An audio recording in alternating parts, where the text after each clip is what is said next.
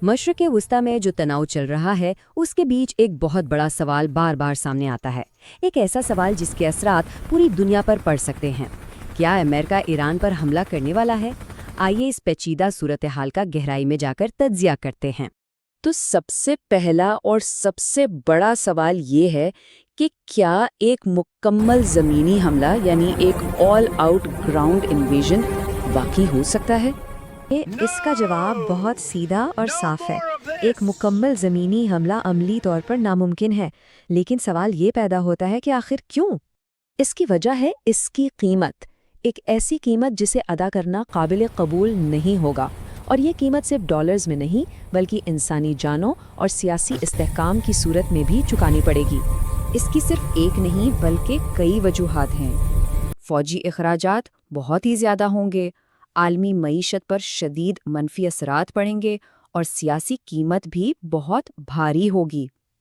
और एक बहुत अहम बात ये कि अमेरिकी अवाम अब लंबी जंगों से तंग आ चुके हैं। ये सारी चीज़ें मिलकर इसे एक नामुमकिन ऑप्शन बना देती हैं। अगर मुकम्मल हमला नहीं हो सकता तो फिर जहन में एक और ख्याल आता है, क्या कोई महदूद टारगेटेड कार्रवाई हो सकती है? लेकिन यहाँ भी खतरात कुछ कम नहीं हैं। इस तरह की कार्रवाई से ईरान का अंदरूनी पावर बैलेंस बिगड़ सकता है।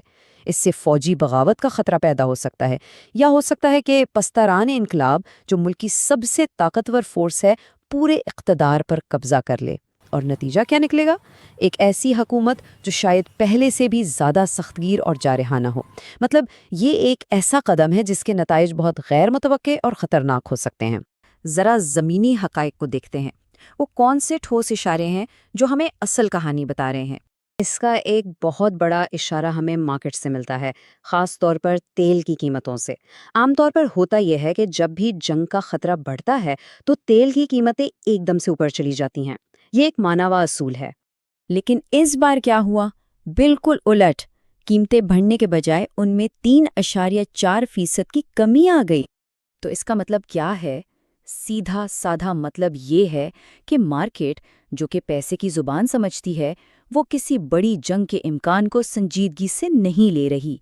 ये एक बहुत बड़ा इशारा है कि पर्दे के पीछे असल में हो क्या रहा है।